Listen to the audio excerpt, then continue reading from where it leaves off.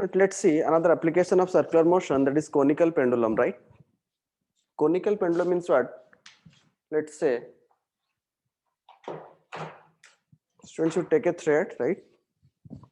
You take a thread, ठीक है? उस पे एक बॉब को ऐसे रखो, थोड़ा सा अगर डिस्प्लेस करोगे तो it will move like this, right? So there are two types of circular motion we are going to deal.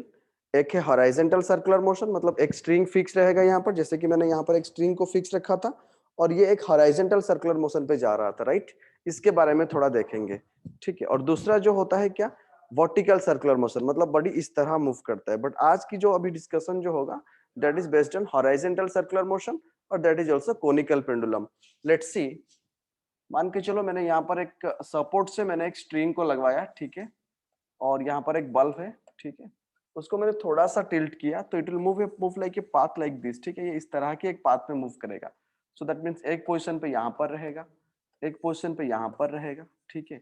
और ये वर्टिकल के साथ अगर हम बोले कि एक वर्टिकल लाइन ले लेते हैं, उसका मतलब जब मैं इसको घुमा रहा हूँ स्टूडेंट्स, ये मानो कि वर्टिकल लाइन था मेरा, बट ये तो इसको ऐसे घूमेगा ना, कोई भी पॉइंट पे आप देख लो, मैंने अगर वर्टिकल के साथ एक लाइन बनाया, इस लाइन को मैंने फिक्स रखा, देखो जस्ट पेन को मैंने फिक्स रखा यहाँ पर, this is the vertical line, और इस पेन को एक्सिस मानते हुए ये इस साइड पे घूम रहा है, राइट? तो कोई भी एक पोजीशन आप देख लो, at any position the angle between this will remains constant, right? So ये जो वर्टिकल के साथ जो एंगल बना रहा है थीटा है, mass of the Bob is m, right? और ये एक सर्कुलर पाथ में ही जा रहा है, जिस सर्कुलर पाथ का हम रेडियस r मान के ले सकते हैं, right? And this is length of the string. समझ पे आया? तो जब वो सर्कुलर पाथ में जा रहा है, चलो देखते हैं सारे फोर्सेस क्या क्या उसके ऊपर काम करते हैं, क्योंकि हम लॉज ऑफ मोशन पे सारे वेराइटीज ऑफ फोर्सेस के बारे में कितना जान सकते हैं वो हम देखेंगे, जब तभी जाके इसको लेके आगे हम इसको अप्लाई करेंगे। तो अगर रोटेशनल इक्विलिब्रियम की बात करेंगे तो इस सेंटर के साथ वो थीटा एंगल बना रहा है। तो अगर वेट की बात करेंगे तो weight is mg acting vertically downward, correct? ये एक स्ट्रिंग है जिसका लेंथ l है, ये एंगल भी थीटा है, और tension always acts away from the point of contact, ठीक है? अगर टेंशन इस पॉइंट से इस तरह एक्ट कर रहा है तो टेंशन का दो कंपोनेंट में निकाल सकता हूँ। If this is theta, this is going to be theta, correct? And इसका एक कंपोनेंट इस तरफ होगा और एक कंपोनेंट इस तरफ, और ये जो कंपोनेंट है वो t cos थीटा बन जाएगा, और ये जो कंपोनेंट है वो t sin थीटा बन जाएगा, राइट? और अभी बॉडी सर्कुलर पाथ में मूव करने लगा है, तो बाहर की तरफ जो फोर्स एक्ट करेगा that is what, centripetal force, that is nothing but mv square by r। Understood? तो मैंने सारे फोर्सेस के बारे में आपको आइडिया हुआ कि किस डायरेक्शन पे टेंशन एक्ट कर रहा है। टेंशन का एक कंपोनेंट t cos थीटा इस तरफ आपका एक्ट कर रहा है, और एक कंपोनेंट इस तरफ एक्ट कर रहा है t sin थीटा, और mv स्क्वायर बाय r जो बाहर की तरफ एक्ट कर रहा है, और वेट जो वर्टिकली डाउनवर्ड एक्ट कर रहे हैं। अगर मैं रोटेशनल इक्विलिब्रियम की बात करूं, मतलब बॉडी जो है वो रोटेशनल मोशन पे जा रहा है, और रोटेशनल इक्विलिब्रियम की अगर बात करूं, सारे फोर्सेस को अगर मैं कंपेयर कर दूं यहाँ पर अगर, तो let's see that one, right? तो यहाँ पर आप ऐसे दिख सकते हो, t sin theta is equal to mv square by r। Friends मान के चलो कहीं कहीं पे क्या होता है ना कि वो एंगुलर वेलोसिटी दिया रहता है। एंगुलर वेलोसिटी के बारे में मैंने आपको पहले से बता चुका हूँ, जैसे कि omega is equal to theta by t, ठीक है? This is angular, and you know v is equal to velocity, linear velocity is equal to radians times of angular velocity. अगर मैं इसको पुट कर दूंगा तो मुझे क्या मिल जाएगा, just see t sin theta is equal to m into v के जगह पे हमने r ओमेगा का स्क्वायर डाल दिए बाय r कर दिए, तो एक r कैंसिल होने के बाद डायरेक्टली हम इक्वेशन को इस तरह लिख सकते हैं, t sin theta is equal to mr omega square, correct? इसको इक्वेशन 1 मान के चलते हैं रोटेशनल इक्विलिब्रियम के लिए। दूसरे केसेस पे t sin थीटा इस तरफ है, मतलब t cos थीटा, और mg यहाँ पर लिख सकते हैं t cos theta is equal to mg, right? ये दूसरा इक्वेशन, दोनों इक्वेशन को मैंने बैलेंस की है। तो यहाँ पर अगर मैं किसी भी तरह डिवाइड कर दूं इक्वेशन 1 और इक्वेशन 2 को, तो t कैंसिल हो जाएगा। तो आप यहाँ पर देख सकते हो tan theta is equal to how much, mm cancel हो जाएगा, r omega square by g हो जाएगा, correct? You can see here tan theta is equal to how much, sin theta by cos theta is tan theta, r omega square by g, correct? तो यहाँ से अगर हम tan theta is equal to इतना आया, और हमें time period निकालना चाहते हैं, हम वी वांट टू फाइंड कि वो एक बार एक चक्कर लगाने के लिए कितना टाइम लगेगा उसको। उसने इस पोजीशन से शुरू किया था, एक हॉरिजॉन्टल सर्कल मूव करके फिर आके इस पॉइंट पे पहुंचने के लिए कितना टाइम लगेगा इसको, राइट? तो चलो देखते हैं यहाँ पर। तो अगर मैं ओमेगा स्क्वायर की बात करूं तो आप देख सकते हो r omega square is equal to कितना हो जाएगा, g tan थीटा बन जाएगा, करेक्ट? और अगर ओमेगा स्क्वायर की बात करूं that is g tan theta by r, ठीक है? और omega is equal to how much, root over of g tan theta by r. Who is not able to understand up to this, just ask me.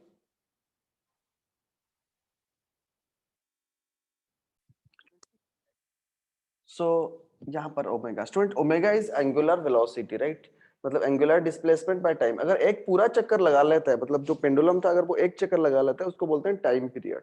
और अगर पूरा घूम लेता है तो अगर एंगल की बात करेंगे कितना होगा, 360 डिग्री, दैट इज 2 पाई।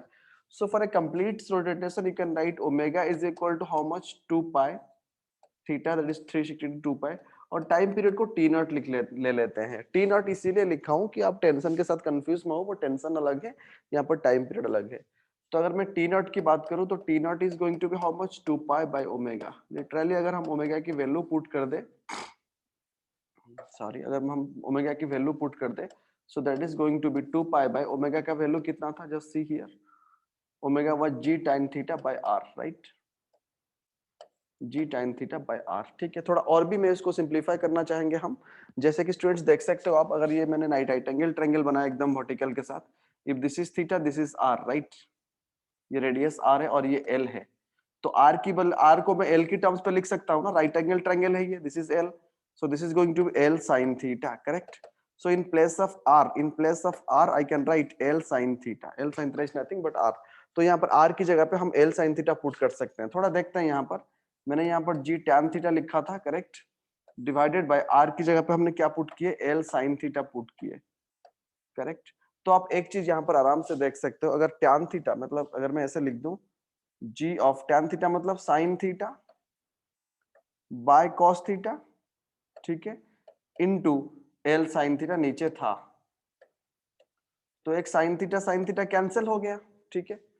तो अगर मैं यहाँ पर 2 पाई की बात करूं तो that will be how much, just see, it will be 2 pi whole divided by, just see here, 2 pi whole divided by g tan theta by r, g tan theta by r, r की बदले में l sine theta लिखे हमने, g tan theta is sine theta by cos theta, नीचे l sine theta था, sine theta cancel हो गया, so g by L cos theta हो गया। तो अंदर पे हम क्या लिख सकते हैं, g by L cos theta, correct.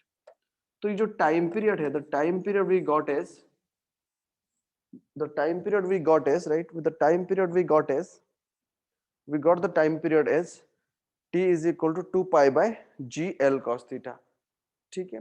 तो अगर मैं इसको, अगर मैं ये चाहता हूँ कि 2 मतलब g cos l cos theta को ऊपर ले आता हूँ, so you can see here, मैं फाइनली यहाँ पर t लिख सकता हूँ, t is equal to how much, 2 pi को मैंने ऐसे ले आया, और l by g जो था, दैट इज इस केस में क्या हो जाएगा, that is l cos theta को ऊपर ले लिया हमने, by g लिख दिए ब्रैकेट में, right. So this is the formula for time period. I think that is clear. The अगर simple pendulum की पूरा केस की हम बात करेंगे, so that is time period of simple pendulum is equal to 2 pi into L ऊपर चला गया L cos theta by G, correct? Just see which part you are having doubt, just ask. Students see here, मतलब cyclist जो है वो एक circular path में जा रहा है उसके अंदर पे, ठीक है। जिस पॉइंट पे वो साइक्लिस्ट इस पॉइंट को टच कर रहा है, मतलब उसकी जो हमेशा साइक्लिस्ट की वेट जो है वो किस तरफ रहेगा, weight will be always downward, mg नीचे की तरफ हमेशा। अगर वो नीचे की तरफ स्लिप करना चाहता है तो डेफिनेटली सरफेस की फ्रिक्शन किस तरफ लगेगा, ऊपर की तरफ लगेगा, नो डाउट, ठीक है। और देखो ऐसे सर्कुलर पाथ है, मतलब ये मानो कि मेरा सर्कुलर कर्व है, ठीक है। यहाँ पर जब वो बाइकिस्ट जा रहा है तो वो फोर्स वॉल के ऊपर दे रहा है, तो डेफिनेटली वॉल एक फोर्स किस तरफ देगा, बाहर की तरफ, मतलब इस अंदर की तरफ देगा, that will be the normal force, ठीक है। और ऐसे वो सर्कुलर पाथ में घूम रहा है तो नेसेसरी सेंट्रीपिटल फोर्स जो है वो इस तरफ हो जाएगा, mv स्क्वायर बाय आर, ठीक है, वही तो है चीज। अगर मैं यहाँ पर देखूं तो आई कैन राइट हियर, अगर मैं इक्वेशन को बैलेंस करूं तो simply we can write mv square by r is equal to how much, normal reaction, पहला इक्वेशन मिल गया मुझे, and force of friction that is equal to mg, correct. ऊपर की तरफ फोर्स ऑफ फ्रिक्शन है और नीचे की तरफ mg है, राइट। फोर्स ऑफ फ्रिक्शन को mg बैलेंस कर रहा है, correct. And you know student, force of friction is equal to how much, mu into normal reaction that is equal to mg, हमेशा ही होता है। तो म्यू इनटू नॉर्मल रिएक्शन की जगह में क्या डाल सकते हैं, mv स्क्वायर बाय r डाल सकते हैं ना, that is equal to mg लिख सकते हैं, करेक्ट। म्यू इनटू n लिखे फोर्स ऑफ फ्रिक्शन की जगह में, और n is equal to mv square by r आया मेरा, तो एक m कैंसिल हो गया, तो you can write mu v square by r is equal to क्या लिख सकते हैं, g लिख सकते हैं, करेक्ट। तो v square is equal to क्या लिख सकते हैं, rg by mu, radius of that path into acceleration due to gravity into mu लिख सकते हैं, करेक्ट। तो अगर मैं मैक्सिमम सेफ वेलोसिटी की बात करूं, v max is equal to क्या होता है, rg by mu का root over, correct? So this will be the expression कि वो एक डेथ वेल में वो कितनी मैक्सिमम वेलोसिटी पे जा सकते हैं। और चीजें जब जब आप अगर आप रियल में अगर कहीं पे आपको मतलब आप जो पूछ रहे थे कि अगर वो इंक्लाइंड हो जाएगा राइट, तो सारे फोर्स इस तरह ही हो जाएगा, सारे फोर्स थोड़ा टिल्ट कर जाएगा राइट। जब मैं सरफेस को ऐसे लिया था, अभी मैं सरफेस को ऐसे ले रहा हूँ राइट, अगर मैं ऐसे ले रहा हूँ तो सारे फोर्स ऐसे हो जाएगा ना राइट, वेट इस तरफ हो जाएगा तो उसकी रेस्पेक्टिव कंपोनेंट्स मिल जाएगा राइट, यस सर नो? तो वर्टिकल हॉरिजॉन्टल से बैलेंस करके हम यही हमें मिलेगा फिर भी राइट, क्योंकि जो आएगा cos थीटा sin थीटा जो आएगा वो आपस में तो कैंसिल आउट हो जाएगा ना, ठीक है? तो अभी फिलहाल इसको लेके चलते हैं, अगर उसी तरह की केसेस कहीं पे आया तो हम उसको रिजॉल्व करके देखेंगे कि नॉर्मल वर्टिकली डाउनवर्ड लेंगे एमजी, वो कितना एंगल कर रहा है, दैट थिंग्स विल सी, ठीक है? ये कितना एंगल कर रहा है हॉरिजॉन्टल के साथ, that things will see in the case when it will be coming, right? But ये फिलहाल एक सिंपल एनालिसिस है कि डेथ वेल में कितनी मैक्सिमम वेलोसिटी में पार्टिकल जा सकता है, ठीक है?